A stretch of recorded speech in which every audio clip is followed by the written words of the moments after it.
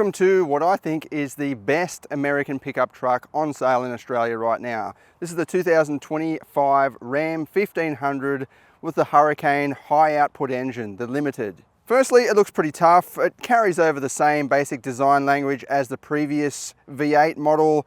Just got some revisions to the front grille and headlights. The Limited features all the black trimming, so the black grille, the black bonnet vents and badging on the bonnet with the HO badge. It's also got black side mirrors, door handles and badging. And you get these 22-inch alloy wheels, wearing 285/45 tyres, front and back, Pirelli Scorpions on the Limited, while the base model gets Nexen tyres. What I really love about this though is it's like a Swiss Army knife. It does everything so well. It's like the ultimate family vehicle because you can tow with it, you can go grand touring with it, you can do a bit of off-roading with it, or you can even go to take it to the drags and actually post some pretty good times. That's because it features a 3-litre twin-turbo inline-6 engine, 403 kilowatts and 707 newton meters of torque. That's matched up to an 8-speed automatic with switchable rear-wheel drive and 4-wheel drive. You've also got a kind of 4A or 4 automatic mode as well, so you can drive on tarmac with 4-wheel drive. About the only sort of downside, it's not really a downside, but the only criticism I have is with this cover over the rear tray area. So you've got electronic tailgate, that just drops down and it lifts back up really easily. You just kind of start pulling it up and it takes it the rest of the way. But yeah, this cover over the back, it's just a little bit, I don't know, it doesn't seem as practical as it could be. You've got these clips to hold it in place, but there's only clips at the front here and then a clip at the back. There's nothing in the middle. So you can't drive with it like this. You've got to actually close it every time. You can obviously take the whole thing off as well. You take the front clips off and the whole thing will come off. So if you are looking to, carry some tool or, like a wheelbarrow or whatever that's going to stick up, then you just take it off and leave it at home. But I feel like there's better systems out there, and for this sort of price, I would personally rather an electronic, retractable blind that pops out. And that way you can sort of stop it halfway if you want to, cover the rest of the load, just strap it down as part of the rules or whatever, and still utilize it. Whereas this, you have to close it each time you drive or take it off completely. Also, when you have it closed, you've got to flip over these clips. I'll do that before we start driving, but I just want to show you. When it is closed, there's a gap here, so it's not fully watertight. Like I know most utes and pickup trucks that have a roller blind are not completely waterproof, but that is, a big gap. So if it's pouring down rain and you're on a big trip, you're going to get a bit of water coming in there and it's going to, float around in the tray bed area. Aside from that though, this is about as practical as you can get. It does come standard with these Ram box storage buckets on the side, which I think are really handy. They're pretty big. It's a 210 litres, but I don't know if that's for both of them combined or just one each. But yeah, you've got a fair bit of room there. You could actually put your shopping in there. I mean, maybe not your weekly shopping, but definitely some midweek shopping. And they're fully sealed. You've got this rubber seal like a door seal, and they lock. You can lock them separately with a key, but they actually lock when you just lock the doors and it's all locked up. So it's a proper like a little boot basically. Because one of the main criticisms I have with utes, I see families driving them around all the time and I always think, where do you put your shopping? It's just going to go smashing around in the back area, or you've got to put it in the back seats. And if you've got kids, well, they're going to destroy it as well. So those little Ram boxes, or they're pretty big Ram boxes, I think are going to come in handy in the real world for all your little bits and pieces. Another little slice of convenience, you've got these little storage buckets under the floor. They're fully sealed as well, so you can put wet items in there. And there's one on the other side as well. And just while we're back here, look at all of the leg room. You couldn't possibly need any more. This is larger than, pretty much any SUV on the market in Australia right now. And you can sort of slide the bottom piece forward, and then that tilts or reclines the backrest a bit. You've also got a flip down console with cup holders, storage box, nice leather trimmed armrest.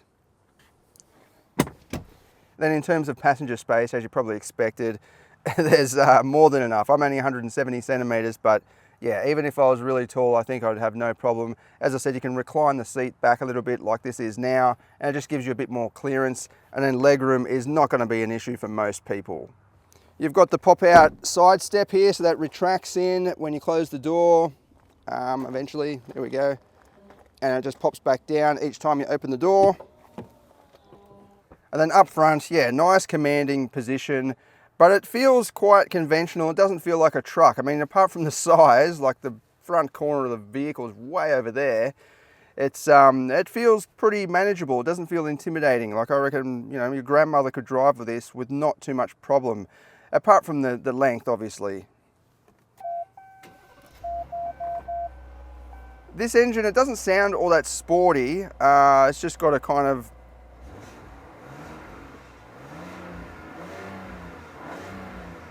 there is this kind of a bassy pop when you back off, and then when you're upshifting as well.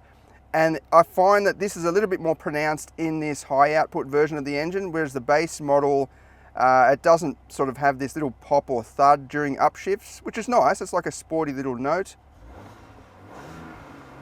But yeah, overall it sounds pretty normal and conventional. You would not think that this thing produces about as much power as a BMW M4 CS with about 60 Newton meters more torque. It's crazy that they've managed to extract that much power and torque from a mainstream. So this is a, you know, it's a workhorse basically. This has got to do a lot of kilometers, or expected to do a lot of kilometers, from just 3 liters as well. It's insane. Up on the dash here, you've got one of the best touch screens in my opinion. I love the layout. It's got all the physical buttons around the outside, air conditioning, temperature control, lane keep assist, which stays off when you turn the vehicle off, which is great. It's just really easy to operate and understand. You've got vehicle apps, so you can go in here and check out all of your different settings, and then your towing options, camera and all that sort of thing. All the different camera views. You can check out how close you are to the curb or whatever. But yeah, just the layout is really easy. You've got this main menu option down here, so you can jump to media straight away or jump to the sat nav straight away. And then you've got all those physical controls, including volume knob. And if it's too bright for you at night time, you can just turn it off, which is great. Sometimes you've got to dig right into the screen just to turn the thing off. But I find at night time, this is actually not too bad. I'm a little bit concerned about why not many people complain about the brightness of screens. So I drove my wife's car the other night. It does come with a digital instrument cluster, but it's like a 10-inch screen up on the dash. And the instrument cluster is, you can configure some things. I mean, it's all digital, but I think some areas are just blacked out. They don't change no matter what, I think. But I'm just amazed of how dark and nice it is to drive without all these lights in your face. You want it to be, I reckon you want it to be dark as possible at night time, that is. Whereas some of these screens, they're always producing light. Like even this black area on some screens, especially the cheaper cars, I notice, I'm not sure if that's just being picky, but I've noticed that on cheaper vehicles, that dark area is actually on still. Like it's a gray color, like it's not just completely jet black. Whereas this, it's actually pretty good. At night time, it's not too bad, considering the size of that screen. The Limited does come with wood trimmings on the dash. You've got a little bit of storage up the top there. And the center console is slightly different as well. It's got this little padded area with velvety velour kind of trim at the bottom there. You can close that as well. More wood trimming. Massive storage bucket behind there as well, and you can slide this center bit forward and back depending on where you want the most space. And it does come with those dual wireless phone chargers with the clip here, so it just holds your phone in place. It's not going to move around. Yet more USB ports down there, and there's more than enough. Like really, HDMI as well. You couldn't need more connectivity. And then this has got the that's standard actually, the passenger touchscreen. So when you turn it on, you can see it from this side, but it's got like a privacy film over the top, so you can't actually see it from the driver's view. So it's not going to be distracting. No matter what they're doing on that side, it's not going to distract the driver. And you can actually, the person in the passenger can set the sat nav and flick it across to this big screen. I haven't done it, but I'm pretty sure that's what you can do.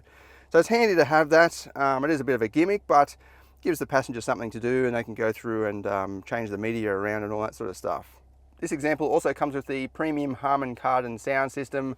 Really good sound system, like proper high-end stuff. Like you can really crank it, great clarity and bass. Yeah, very good. Exactly what you'd expect for this price range. One of the main attractions to a big American vehicle like this is the towing capability, and not just the figures, but having a big footprint, as in wide and long and quite heavy. It's going to provide better stability over a mid-size SUV, mid-size ute like a Toyota Hilux or whatever, or a large SUV, because it's just bigger and heavier. So if you're towing a 2,000 kilogram or 2.5 ton caravan, in this it's going to be no problem at all. This weighs 2,722 kilograms itself. Ideally, just in terms of basic science or mathematics, you want the vehicle to be heavier than the thing you're towing. It just makes sense, but that's not really possible most of the time, whereas this gets close. As I said, if you're towing 2.5 tons, the caravan is actually lighter than the vehicle. You're not even going to feel it on the back of this, whereas you will on the back of a Ranger or Hilux or whatever. But just looking at the figures, the Limited is rated, has a maximum towing capacity of 4.2 tons, while the Laramie Sport is 4.5. That's mainly because this features air suspension.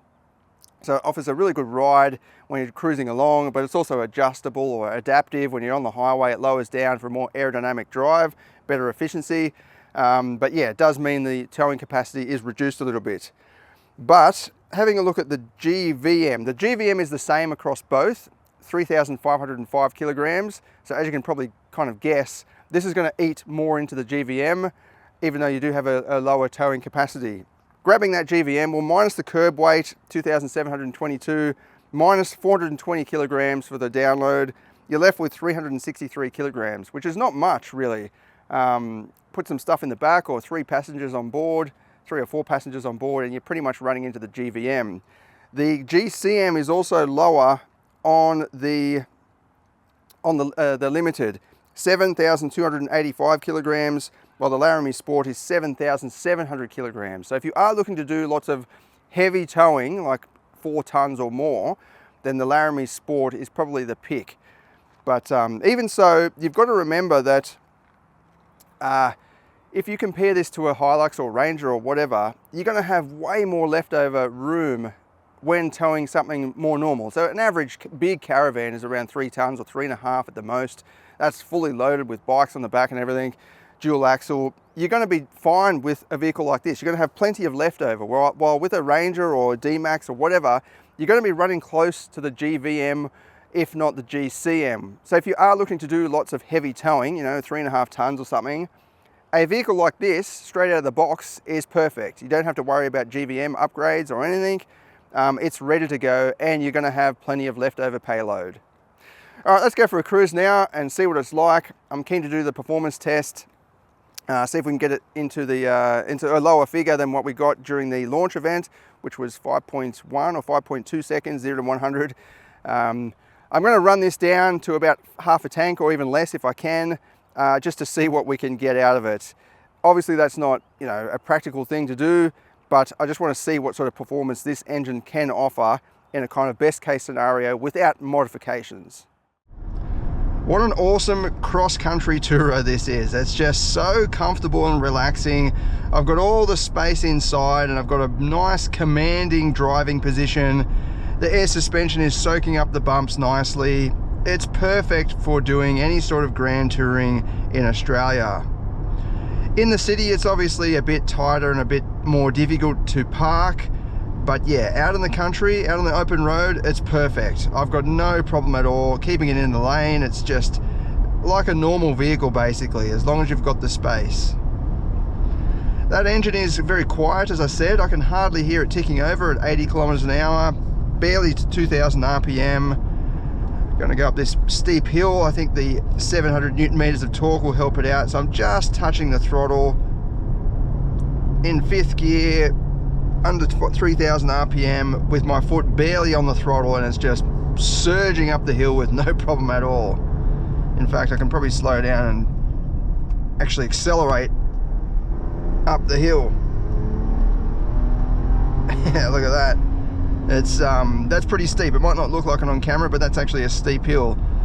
Normally, if I put my foot down in a pretty conventional SUV or particularly a diesel ute, you know, the kilometers, the speed is just going to slowly climb from halfway up the hill, whereas that was actually accelerating pretty good over this very patchy piece of tarmac.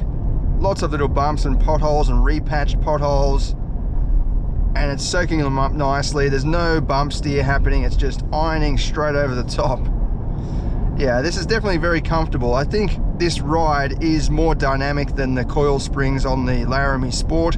Although the Laramie Sport is, you know, still offers a good ride, this is just a bit more dynamic in that it can handle different features on the road and multiple bumps and ripples and all that sort of thing. It just has better wheel control, in other words. In terms of fuel economy, I'm averaging 13.5 litres per 100, which is not too bad really, considering this produces 400 kilowatts, so that's a pretty high-end engine, or highly strung engine, sorry. And then in a big heavy vehicle like this, I think that's reasonable. That's including the previous testers driving as well. I don't know where they might have been driving in the city the whole time, I don't know. So I'll keep an eye on that and report it back in the written review coming up, what my overall average is. But even right now, 13.5, I think that's pretty good. There we go, over a distance of 1,800 kilometers, 12.8 litres per 100. That's very respectable, I think, considering the amount of power this thing produces. Like if you look at even a Nissan Patrol or a Toyota Land Cruiser, they're producing, you know, 300 kilowatts for the Patrol and around 200 kilowatts for the Land Cruiser, although that is a diesel. You're going to be chewing about the same as that anyway.